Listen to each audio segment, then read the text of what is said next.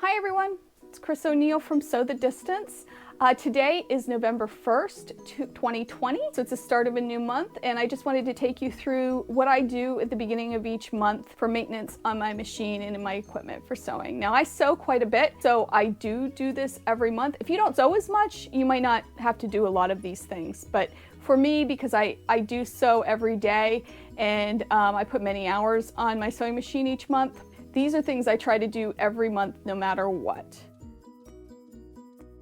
So the first thing I do is I clean my machine, and that means I take off the plates and I wipe it down with a soft cloth. I use a makeup brush that I purchased from the Dollar Tree to wipe it out, and I also use a pipe cleaner. The pipe cleaner grabs some of the dust and dirt. Make sure that you turn off your machine and that you also unplug your machine before you do any of this. I don't want to see anybody get hurt or anything like that. I also wipe the outside of my machine because that also gets dusty and dirty. I also change my needle probably after every project, or I try to. I can tell how my machine is acting when the needle is dull. So I do change my needle often, but I always make sure on the first of the month that I change it. It's just kind of like that benchmark, and I can go back and say, okay, I know I did it on the first of the month if I don't remember to do it other time. I also oil my machine. And the thing that I want you to realize with oiling the machine is that I have a Janome and they don't recommend oiling. So I take it upon myself to oil. Make sure you check with your dealer and you make sure you check in your book on what you need to oil, if you need to oil, or any of that information. I don't want to see anybody void their warranty or anything like that or break their machine on this advice. I'm just telling you what I do, and this is what works for me. I do put a little drop of oil underneath the bobbin casing in the little felt wick, and I also take a little bit of oil and put it on a cloth, and I wipe the shaft for my feet and where I wind my bobbin. So I don't put a lot of oil on, but I do find my machine personally runs a little bit better when things are oiled, even though the dealer says not to. So please, big disclaimer here, make sure you check and make your own decision about this. This is total personal choice with oiling. Cleaning is absolutely recommended. Oiling is a totally different story though, okay? Another thing I do is I have a case that has all my feet in it and I organize it. During the month, I tend to just toss the feet in there, and I like to at least once a month, organize all my parts and pieces, make sure I have them all there. If I threw something in a basket or something like that, I locate it and make sure I have all my feet and everything ready to go.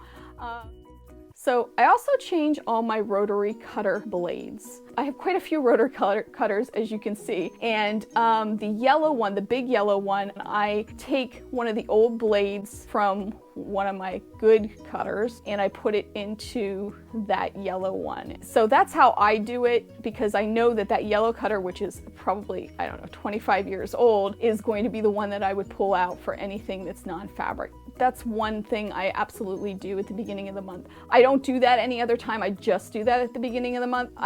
It just works really well for me because I know, again, that that's when I had replaced them. Knowing that I replace them at the beginning of the month, usually I try to order only once a year, so I'll try to order my blades in bulk, so I know I'm going to be replacing them 12 times a year. I also wipe down my cutters because there's a lot of dust that gets behind those blades, and I like to clean that off as well so I don't have any problems. The last thing I do is I clean my mats. I take a lint roller, I roll along them to gather any lint off of them. Then I just take a very, very damp cloth and wipe them down. So be very careful with this, because if there's something that's jammed inside of like a crevice or anything like that, I'll take a scraper and scrape it out. And that's another thing I do once a month at the beginning of the month, because I know it's done. So there you have it. That's my monthly routine at the beginning of the month on my equipment. Taking good care of this is so important. And for me, the beginning of the month is just a great reminder to have a fresh start. I will see you Tuesday with my new video of lessons from an old quilt, where we'll look at yet another old quilt, and it features hexagons. So I hope you tune in for that. If you haven't done so, please subscribe to my channel. This is a new career venture for me, and I'm trying to figure it all out, so bear with me, but hopefully the content will keep getting better and better as I work towards that. So anyway, stay safe, have a wonderful November. See you next time, bye.